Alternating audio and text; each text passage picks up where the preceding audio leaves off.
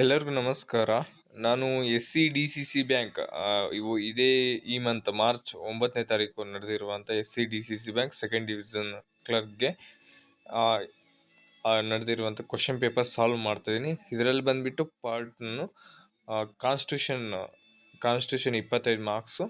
ಇದನ್ನು ಸಾಲ್ವ್ ಮಾಡ್ತಾಯಿದ್ದೀನಿ. ಎಲ್ಲ ಪೂರ್ತಿ ವಿಡಿಯೋ ನೋಡಿ, ನಮ್ಮ ಚಾನಲ್ ಸಬ್ಸ್ಕ್ರೈಬ್ ಮಾಡಿ, ಲೈಕ್ ಮಾಡಿ, ಶೇರ್ ಮಾಡಿ ಫ್ರೆಂಡ್ಸ್. ಫಸ್ಟ್ ಕ್ವಶನ್ಗೆ ಬಂದರೆ, ಫಸ್ಟ್ ಕ್ವಶನ್ ಏನಿದೆ ಇಲ್ಲಿ, ಭಾರತ ಸಂವಿಧಾನವನ್ನು ಮೂಲತಃ ಯಾವ ಭಾಷೆಯಿಂದ ಬರೆಯಲಾಗಿದೆ? ಇದು ಬಂದ್ಬಿಟ್ಟು ಫ್ರೆಂಡ್ಸ್, ಇದು ಇಂಗ್ಲಿಷಿಂದ ಬರೆಯಲಾಗಿದೆ ಫ್ರೆಂಡ್ಸ್. ಇದು ಸೆಕೆಂಡ್ ಕ್ವಶನ್, ಭಾರತದ ಸಂವಿಧಾನದ ಯಾವ ವಿಧಿ ಏಕರೂಪ ಸಂಹಿತೆಯನ್ನು ಅಂದರೆ ಯೂನಿಫಾರ್ಮ್ ಸಿವಿಲ್ ಕೋಡ್ ಅಂತ, ಇದು ಯಾವ ವಿಧಿ ಅಂತ, ಯಾವ ಆರ್ಟಿಕಲ್ ಅಂದರೆ 44 ಆರ್ಟಿಕಲ್ ಅಲ್ಲಿ ಬರುತ್ತೆ ಫ್ರೆಂಡ್ಸ್. ಭಾರತದ ಮುಖ್ಯ ಚುನಾವಣಾ ಆಯುಕ್ತರನ್ನು ಯಾರು ನೇಮಕ ಮಾಡುತ್ತೆ ಅಂದರೆ, ಅವು appointed election commission of India ಅಂದರೆ ಯಾರು ಅಪಾಯಿಂಟ್ ಮಾಡ್ತಾರೆ ಅಂದರೆ ರಾಷ್ಟ್ರಪತಿ, ಪ್ರೆಸಿಡೆಂಟ್ ಮಾತ್ರ ಅಪಾಯಿಂಟ್ಮೆಂಟ್ ಮಾಡ್ತಾರೆ ಫ್ರೆಂಡ್ಸ್. ಭಾರತ ಸಂವಿಧಾನದ 8ನೇ ಅನುಸೂಚಿ ಯಾವುದಕ್ಕೆ ಸಂಬಂಧಿಸಿದೆ? 8ನೇ ಅನುಸೂಚಿ ಬಂದ್ಬಿಟ್ಟು ಶೆಡ್ಯೂಲ್ ನಂಬರ್ 8 ಬಂದ್ಬಿಟ್ಟು ಅಫಿಷಿಯಲ್ ಲ್ಯಾಂಗ್ವೇಜ್ ಅಂದರೆ ಅಧಿಕೃತ ಭಾಷೆಗಳ ಬಗ್ಗೆ ತಿಳಿಸುತ್ತೆ. ಅಧಿಕೃತ ಭಾಷೆಗಳು, ಇದು 3 ಸಿ ಆನ್ಸರ್. 4ನೇದು, ಯಾವ ಭಾಷೆಯನ್ನು ಮೂಲಭೂತ ಹಕ್ಕುಗಳ ಆತ್ಮ ಎಂದು ಪರಿಗಣಿಸಲಾಗಿದೆ? ಇದು ಬಂದ್ಬಿಟ್ಟು ಫ್ರೆಂಡ್ಸ್, ಇದು ಸಂವಿಧಾನಾತ್ಮಕ ಪರಿಹಾರ ಹಕ್ಕು 32 ಆರ್ಟಿಕಲ್ ನಂಬರು ಇದು friends. Right to constitutional remedies ಇದು. ಮತ್ತೆ ಇನ್ನೊಂದು ಕ್ವಶನ್, ಭಾರತ ಸಂವಿಧಾನದ ಭಾಗ 1 ಕೆಳಗಿನ ಯಾವುದಕ್ಕೆ ಸಂಬಂಧಿಸಿದೆ? ಒಕ್ಕೂಟ ಮತ, ಅದರ ಪ್ರದೇಶ. 5 ಆನ್ಸರು. ಭಾರತ ಸಂವಿಧಾನದ ಯಾವ ಭಾಗವು ರಾಜ್ಯ ನಿರ್ದೇಶಕ ತತ್ವಗಳನ್ನು ಒಳಗೊಂಡಿದೆ? ಅಂದರೆ ಇದು DPSP, directive principles of state policy, ಯಾವುದ್ರಲ್ಲಿ ಬರುತ್ತೋ ಅಂದರೆ ಫ್ರೆಂಡ್ಸ್, ಇದು ಭಾಗ 4ರಲ್ಲಿ ಬರುತ್ತೆ. ಭಾಗ 4ರಲ್ಲಿ ಬರುತ್ತೆ ಫ್ರೆಂಡ್ಸ್. ಅಶೋಕ್ ಮೆಹ್ತಾ ಸಮಿತಿ ಯಾವಾಗ ಸ್ಥಾಪಿಸಲಾಯಿತು? ಇದು ಬಂದ್ಬಿಟ್ಟು ಡಿಸೆಂಬರ್ 1977 ಸ್ಥಾಪನೆ ಮಾಡಲಾಯಿತು. ಯಾವ ಆಯೋಗದ ಶಿಫಾರಸಿನ ಆಧಾರದ ಮೇಲೆ ಅಂತಾರಾಜ್ಯ ಮಂಡಳಿಯನ್ನು ಸ್ಥಾಪಿಸಲಾಗಿದೆ? ಇದು ಬಂದ್ಬಿಟ್ಟು ಸರ್ಕಾರದ ಆಯೋಗ. ನೆಕ್ಸ್ಟ್ ಕ್ವಶನ್, ಸಂವಿಧಾನದ ಯಾವ ತಿದ್ದುಪಡಿ ಕಾಯ್ದೆಯು ಭಾರತದಲ್ಲಿ ಪಂಚಾಯತ್ ಮತ್ತು ಪುರಸಭೆಗಳಿಗೆ ಸಂವಿಧಾನಾತ್ಮಕ ಸ್ಥಾನಮಾನವನ್ನು ನೀಡಿದೆ? ಇದು ಫ್ರೆಂಡ್ಸ್, ಇದು ಬಂದ್ಬಿಟ್ಟು 73 ಅಂಡ್ 74 ಅಮೆಂಡ್ಮೆಂಟ್ ಅಲ್ಲಿ ತಂದಿರೋದು. ಮತ್ತೆ ಭಾರತ ಸಂವಿಧಾನದ ಯಾವ ತಿದ್ದುಪಡಿ ಮಂತ್ರಿಗಳ ಸಂಖ್ಯೆಯನ್ನು ಮಿತಗೊಳಿಸಿದೆ?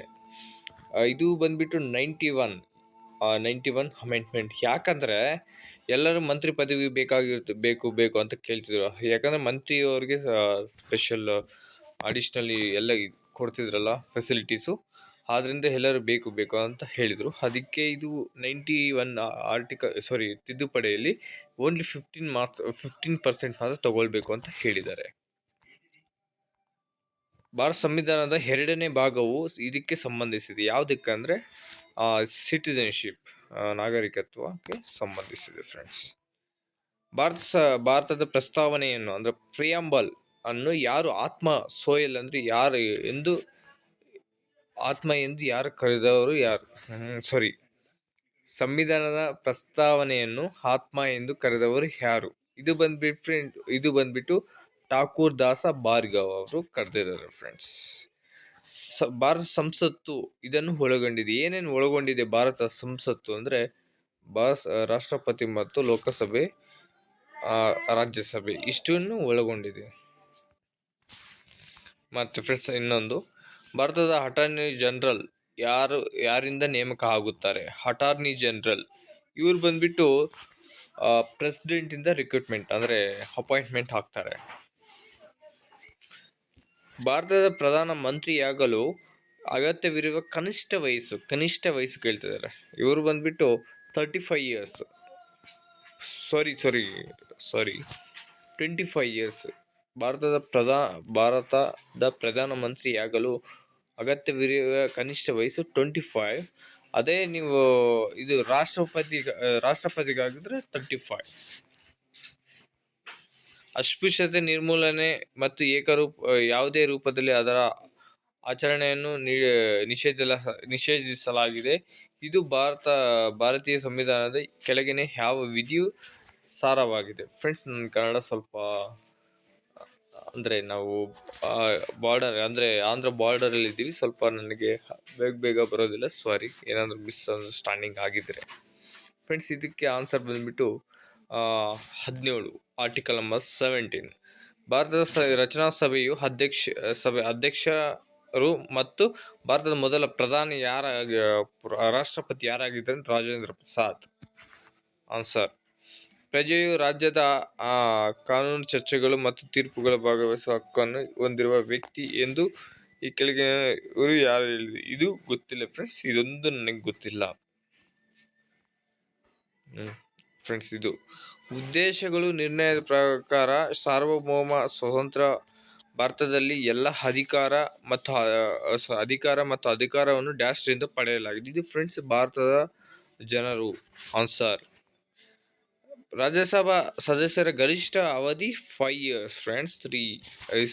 C answer 5 years. ಇದು ಭಾರತ ಕೇಂದ್ರದ ಪ್ರದೇಶಗಳಿಗೆ ಲೋಕಸಭೆಗೆ ಇಷ್ಟು ಸದಸ್ಯರನ್ನು ಚುನಾಯಿಸಲಾಗಿದೆ? 20. ಕೇಂದ್ರ ಲೋಕಸೇವಾ ಆಯೋಗವನ್ನು ಭಾರತ ಸಂವಿಧಾನದ ಯಾವ ವಿಧಿ ಅಡಿಯಲ್ಲಿ ಸ್ಥಾಪಿಸಲಾಗಿದೆ? ಇದು ಫ್ರೆಂಡ್ಸ್ 315. ಇದರಲ್ಲಿ ಎಸ್ಟಾಬ್ಲಿಷ್ಮೆಂಟ್ ಮಾಡಿ UPSC ಎಸ್ಟಾಬ್ಲಿಷ್ಮೆಂಟ್ ಮಾಡೋಕ್ಕಂತ ಹೇಳಿದ್ದಾರೆ.